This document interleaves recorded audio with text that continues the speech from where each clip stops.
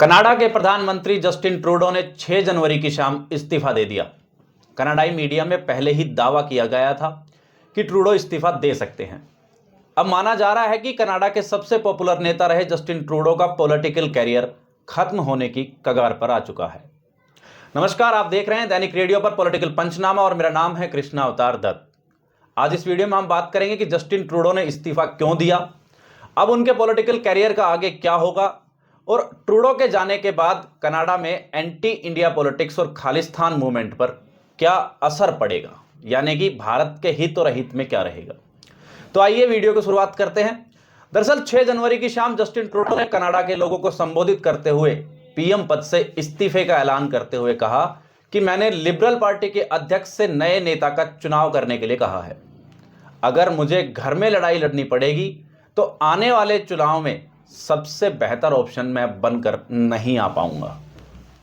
साथ ही उन्होंने कहा कि जब तक लिबरल पार्टी चुनाव के जरिए उनकी जगह कोई नया नेता चुन नहीं लेती, तब तक वे पार्टी के लीडर और कनाडा के पीएम बने रहेंगे। दरअसल उनके इस भाषण से पहले ही कनाडाई अखबार द ग्लोब एंड मेल ने 6 जनवरी की सुबह ही ये रिपोर्ट में दावा किया था कि जस्टिन ट्रूडो पीएम और लिबरल पार्टी के लीडर पद से इस्तीफा दे सकते हैं। अब सवाल ये उठता है कि जब 9 साल से ट्रूडो प्रधानमंत्री थे तो अब अचानक ये इस्तीफा क्यों।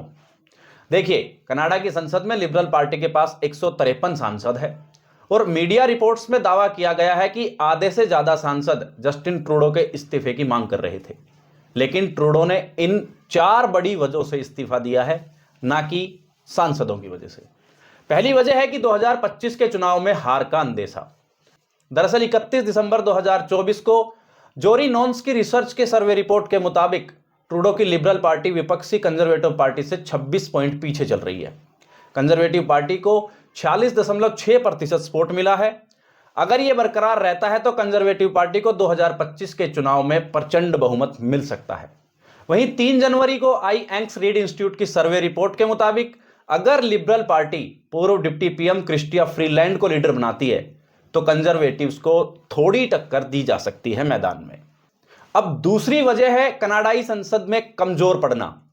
देखिए, कनाडा की संसद में सीनेट और हाउस ऑफ कॉमन्स 2 सदन है। हाउस ऑफ कॉमन्स में 338 सीटें हैं और बहुमत का आंकड़ा 170 है। लिबरल पार्टी के पास 153 सांसद है। ट्रूडो इस सदन में खालिस्तान समर्थक कनाडाई सिख जगमीत सिंह की न्यू डेमोक्रेटिक पार्टी के 25 सांसदों के समर्थन के कारण बहुमत में थे। अब एनडीपी ने सितंबर 2024 में समर्थन वापस ले लिया। गठबंधन टूटने से ट्रूडो की सरकार वापस से अल्पमत में आ गई थी, लेकिन जब 1 अक्टूबर को संसद में विश्वास मत साबित करना था तो अलगाववादी ब्लॉक क्यूबिकोइस के 33 सांसदों ने ट्रूडो का समर्थन कर दिया और इस कारण ट्रूडो की सरकार बच गई। अब तीसरी वजह है करप्शन का आरोप।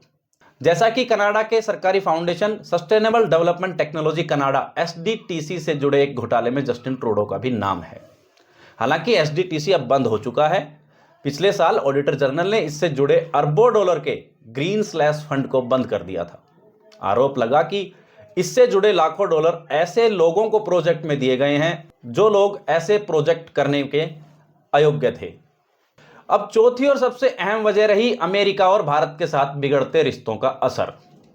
अब जैसा कि अमेरिका के नए राष्ट्रपति डोनाल्ड ट्रंप ने कनाडा पर 25% टैरिफ लगाने की बात कही है, इसके बाद नवंबर 2024 में फ्लोरिडा में ट्रूडो ने ट्रंप से मुलाकात की और इस दौरान ट्रंप ने कनाडा को अमेरिका का 51वां राज्य बनाने का मजाक किया। ट्रंप ने ऐसी बात सोशल मीडिया ट्रूथ पर भी लिखी और ट्रूडो को कनाडा का गवर्नर बताया।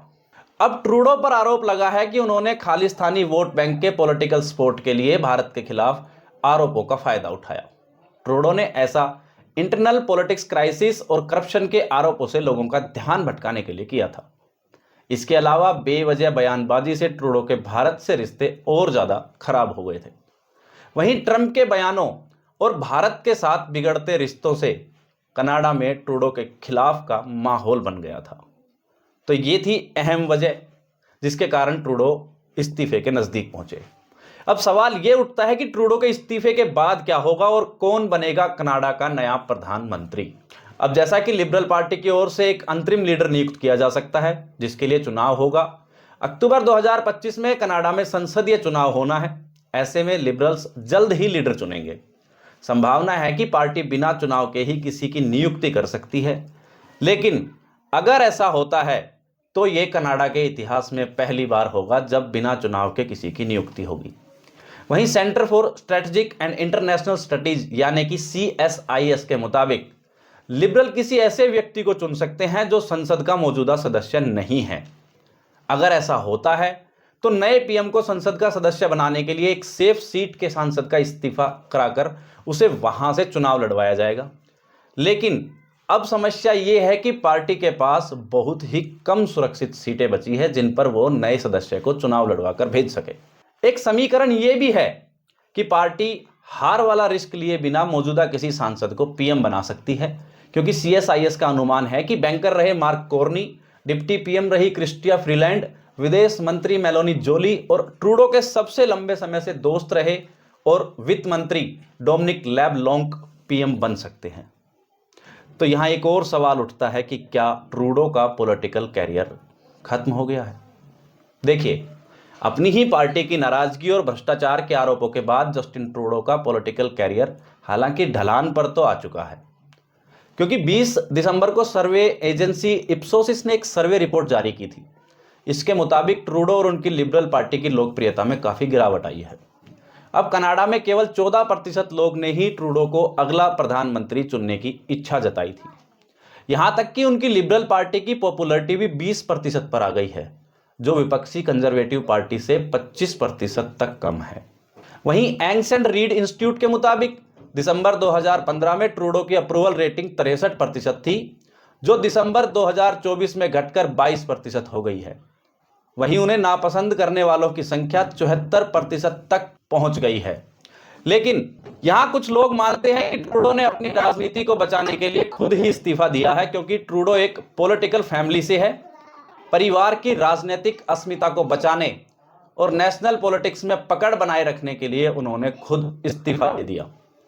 अगर कोक्स उन्हें हटाता तो उनकी पॉलिटिक्स पर इसका बहुत गहरा और खासा असर पड़ सकता था। अब ये तो था कनाडा का घरेलू मामला, लेकिन अब इस इस्तीफे से अंतर्राष्ट्रीय स्तर पर या ये कहिए कि भारत पर क्या असर पड़ेगा? तो जैसा कि अब ट्रूडो के इस्तीफे के बाद कनाडा में अगली सरकार कंजर्वेटिव्स की बनने जा रही है। इससे कनाडा में भारत विरोधी राजनीति और खालिस्तानी आंदोलन में कमी आएगी, लेकिन यह पूरी तरह खत्म नहीं होगा। दरअसल कनाडा में खालिस्तानी समर्थकों का एक बहुत बड़ा वोट बैंक है, जिसके चलते कोई भी पार्टी ज्यादा सख्ती से खालिस्तान समर्थकों पर काबू नहीं पा सकती। वहीं खालिस्तानी ट्रूडो के लिए महज एक मुद्दा थे, जिस पर वे कनाडा की स्वतंत्रता और सुरक्षा की दुहाई देकर अपने लिए गुट का सपोर्ट हासिल करते थे। अब उनके विपक्षी कंजर्वेटिव की चुनाव में जीत लगभग तय मानी जा रही है। निश्चित ही नई सरकार खालिस्तान समर्थकों को अपना ऑप्टिक्स से दूर रखना चाहेगी और भारत से अपने संबंधों को सुधारना चाहेगी। अब एक आखिरी सवाल यहां पर यह है कि अगर चुनाव में सत्ता परिवर्तन हुआ तो क्या भारत के साथ कनाडा के रिश्ते सुधरेंगे? देखिए, CSIS के मुताबिक अक्टूबर 2025 में होने वाले चुनाव में कंजर्वेटिव की सरकार बनने जा रही है, जिसमें वो आसानी से 218 सीटें तक जीत सकते हैं, जो बहुमत से बहुत ज्यादा है। Conservative party house of Commons में leader of opposition Pierre Poilievre को अपना चेहरा बनाएगी और उनका PM बनना भी तय है। और पियरे ने कई बार भारत को सपोर्ट किया है। उन्होंने खालिस्तानी आतंकी निज्जर की हत्या को लेकर भारत पर लगाए गए आरोपों का भी खंडन किया था और पियरे ने कहा था कि भारत को लेकर ट्रूडो हमेशा कुछ ना कुछ झूठ बोलते रहते हैं। एक चीज और है, भारत में भाजपा और कनाडा में conservative party right wing supporter party है। कनाडा में कंजर्वेटिव पार्टी की सरकार बनने के बाद भारत से संबंध बेहतर होने की संभावना है। ट्रूडो ने वोट बैंक और घटती लोकप्रियता के चलते बन रहे प्रेशर को कम करने के लिए भारत के खिलाफ अभियान चलाया था, जिससे उनकी नाकामियां छिप सके। लेकिन अभी कंजर्वेटिव पार्टी को खालिस्तान समर्थकों के वोट बैंक की आवश्यकता बहुत ज्यादा नहीं है, जिसके चलते अब वो भारत से अपने रिश्ते बेहतर करने का प्रयास जरूर करेगी। तो ये था आज का पॉलिटिकल पंचनामा, जिसमें हमने देखा कि कनाडा में हो रही राजनीतिक उथल पुथल का भारत पर क्या असर हो सकता है और दरअसल कनाडा में ये उथल पुथल हुई ही क्यों, ये भी एक मुद्दा था। तो अगर आपको ये वीडियो पसंद आई हो तो वीडियो को लाइक करें, कमेंट करें और शेयर करें। चैनल को सब्सक्राइब करना ना भूलें। ऐसे ही किसी चर्चित पॉलिटिकल मुद्दे के साथ फिर हाजिर होऊंगा। तब तक के लिए नमस्कार, धन्यवाद।